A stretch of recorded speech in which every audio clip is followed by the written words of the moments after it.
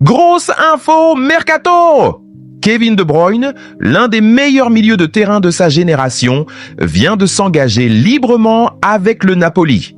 Oui, vous avez bien entendu, Naples frappe un énorme coup cet été et on vous explique tout dans cette vidéo. Mais avant de plonger dans les détails, pense à t'abonner à Instant Foot et à activer la cloche pour ne rien rater des actus foot. À 33 ans, Kevin De Bruyne quitte Manchester City après presque 10 ans de domination en Premier League. Fin de contrat, fin d'une ère et surtout, nouvelle aventure en Italie. C'est officiel, il rejoint Naples pour 2 saisons, avec 1 année en option. Un transfert libre qui pourrait bien changer la donne en Série A. Mais pourquoi Kevin a-t-il choisi Naples? Plusieurs raisons. Le projet sportif ambitieux du club, un style de jeu offensif qui lui convient parfaitement, et surtout, l'envie de découvrir un nouveau championnat après l'Allemagne et l'Angleterre. Naples, qui a souffert cette saison en l'absence de leader technique, voit en De Bruyne l'homme idéal pour relancer la machine. Ce contrat de 2 ans plus 1 année en option est bien pensé. Il offre de la stabilité à Kevin. Il permet au club de gérer l'aspect physique d'un joueur de 33 ans. Et c'est une opération à très faible coût, vu qu'il arrive libre. Avec ce transfert, Naples envoie un message fort. Ils veulent te rejouer le titre et briller en Ligue des Champions. Et avec un meneur comme De Bruyne, la Série A risque de vibrer comme jamais. Et toi, qu'en penses-tu? Est-ce que Kevin De Bruyne peut relancer Naples et dominer la Série A? Dis-nous tout en commentaire. Kevin De Bruyne à Naples, c'est le genre de signature qui marque un tournant pour le joueur, pour le club et pour le championnat italien tout entier. Une nouvelle page s'écrit pour le maestro belge et elle promet d'être spectaculaire. On suit ça de très près. Alors abonne-toi, lâche ton like et partage cette vidéo à tous les fans de foot. À très vite sur Instant Foot. Instant Foot, le foot instantanément.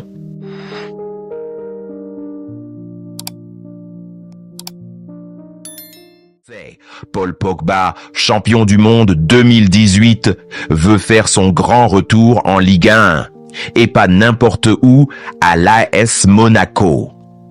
Après une période extrêmement difficile à la Juventus, marquée par des blessures, une suspension pour dopage et une mise à l'écart progressive, Pogba cherche à relancer sa carrière. Et selon les informations de Santi Aouna, Foot Mercato, le milieu français aurait clairement exprimé sa volonté de rejoindre l'AS Monaco cet été. Pourquoi l'AS Monaco? Plusieurs raisons peuvent expliquer ce choix. Un cadre de vie calme et stable, un club ambitieux, qualifié pour la Ligue des Champions, et surtout, un retour en Ligue 1 qui pourrait l'aider à se rapprocher de l'équipe de France en vue du Mondial 2026. Monaco, de son côté, est intéressé par le profil de Pogba, à condition que l'accord financier soit raisonnable. Les 2 parties doivent-ils désormais trouver un accord contractuel? Cela signifie que rien n'est encore signé, mais les discussions sont bien entamées. Pogba semble prêt à faire des efforts sur son salaire pour relancer sa carrière dans un environnement moins médiatique qu'en Italie ou en Angleterre. Et vous? Qu'en pensez-vous? Pogba peut-il vraiment redevenir le joueur qu'on a connu?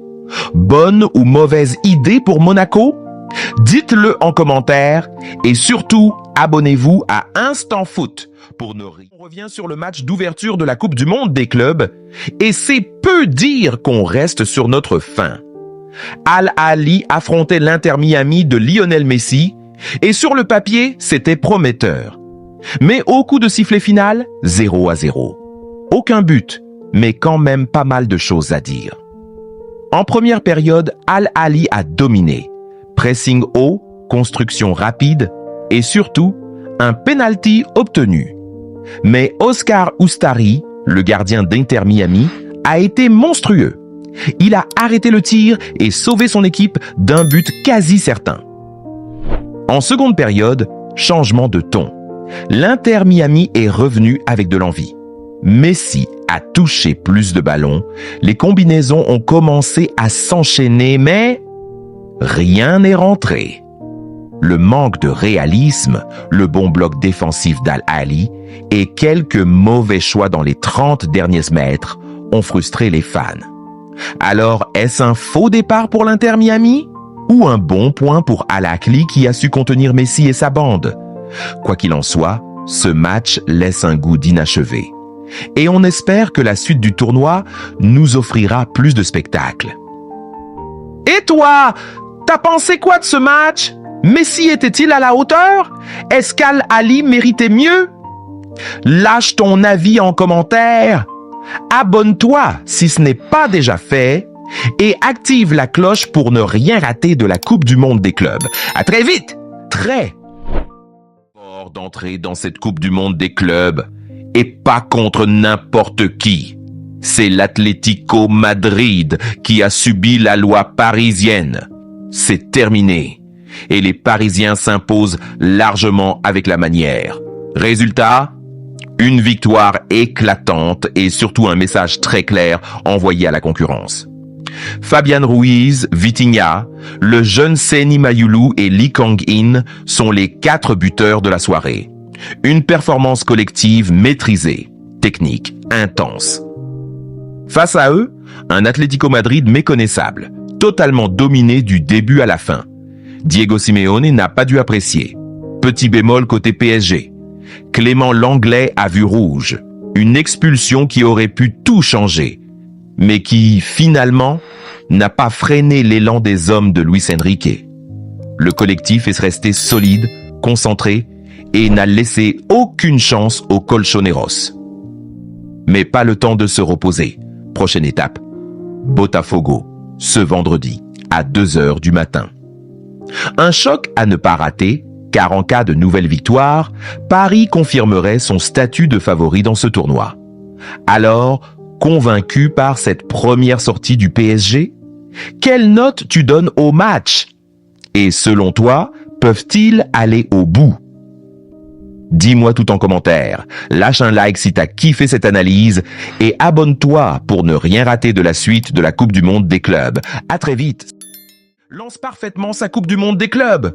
Les Blues s'imposent 2-0 face à Los Angeles FC pour leur premier match dans la compétition. Un match solide, maîtrisé et surtout marqué par 2 beaux buts. Le premier, un crochet destructeur de Pedro Neto, qui élimine la défense et envoie le ballon au fond juste avant la pause.